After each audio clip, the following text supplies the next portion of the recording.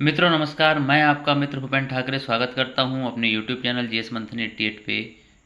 और आज का जो हमारा टॉपिक है एमपीपीएससी की प्रारंभिक परीक्षा की जो यूनिट फर्स्ट है उसमें सभा और समिति जैसे दो टॉपिक दिए हुए हैं और जो एग्ज़ाम के दृष्टिकोण से काफ़ी महत्वपूर्ण हैं। तो एक छोटा सा वीडियो रहेगा, इसमें हम लोग जो सभा से रिलेटेड जितने भी महत्वपूर्ण फैक्ट हैं उनको देख लेते हैं जो एमपीपीएससी की प्रारंभिक परीक्षा के दृष्टिकोण से महत्वपूर्ण हो जाते हैं, तो उनको देख लेते हैं एक बार। तो देखिए, पहला पॉइंट लिखा है ऋग्वेद में सभा का 8 बार उल्लेख है। कितने बार उल्लेख है? 8 बार उल्लेख है। इसमें महिलाएं हिस्सा लेती हैं, इन्हें सभावती कहा जाता था। ठीक है, इसमें महिलाएं क्या करती थी? हिस्सा लेती थी मतलब सभा में, और उनको सभावती कहा जाता था, ये लिखा हुआ है।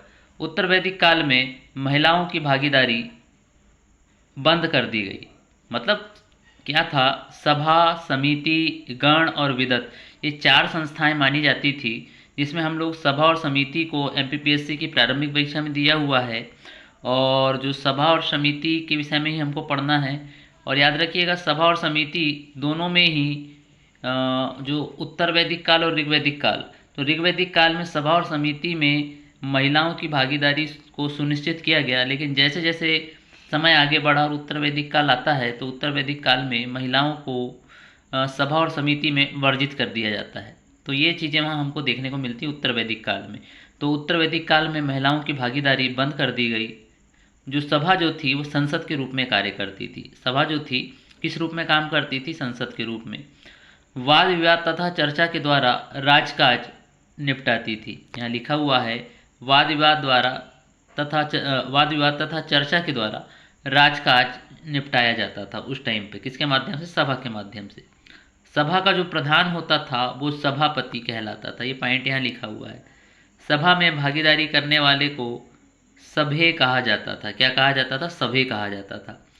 सभा के सदस्य श्रेष्ठ जन होते थे जिन्हें सुजात कहा जाता था।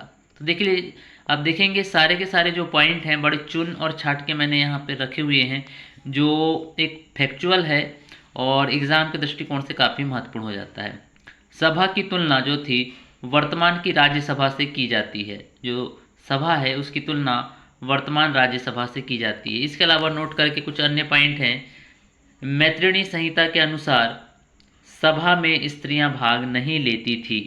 ठीक है, मैत्रिणी संहिता के अनुसार सभा में स्त्रियां भाग नहीं लेती थी।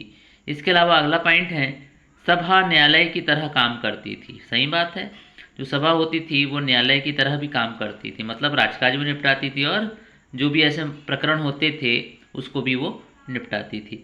सभी राजनीतिक तथा प्रशासनिक कार्यों के साथ साथ न्यायिक कार्य भी सभा करती थी।